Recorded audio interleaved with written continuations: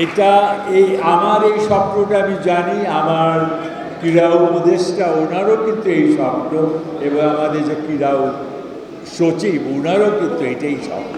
উনিও চান এটার বিস্তৃতি লাভ করুন। উনি আজকে বলছিলেন যে বেশ কয়েকটা জায়গায় ফ্যাসিলিটিস অ্যাভেলেবল, দিনাজপুর, রংপুর, এগুলি উনি বলছিলেন।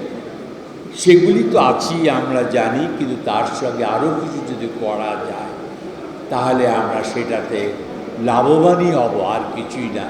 প্রত্যেকটা ছাত্র যারা আছে, এই বাচ্চা ছেলেরা আছে, প্রত্যেকে সেখানে তারা শিখতে পারবে এবং সেটা দেশের জন্য অদূর ভবিষ্যতে অনেক প্রাইজ নিয়ে আসতে পারবে।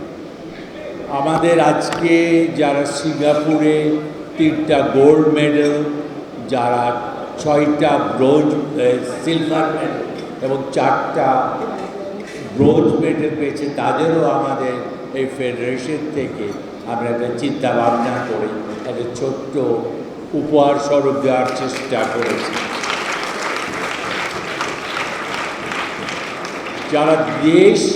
যারা দেশ এবং আমাদের বাংলাদেশের নাম উন্নয়ন করবে, তাদের জন্য ভবিষ্যতেও এরকম উপহার থাকবে, এইটা আমি এখানে প্রতিজ্ঞা করছি।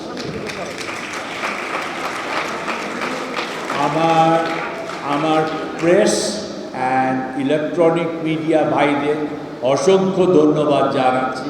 তারা আজকে উপস্থিত হয়ে এইখানে যে কাভারেজটা দিচ্ছে তাদের জন্য, এবং আমার পুলিশ ভাইরাও এইখানে কিন্তু শান্তি শৃঙ্খলা রক্ষা করার জন্য উপস্থিত আছে, তাদেরও আমার আন্তরিক ধন্যবাদ জানাই।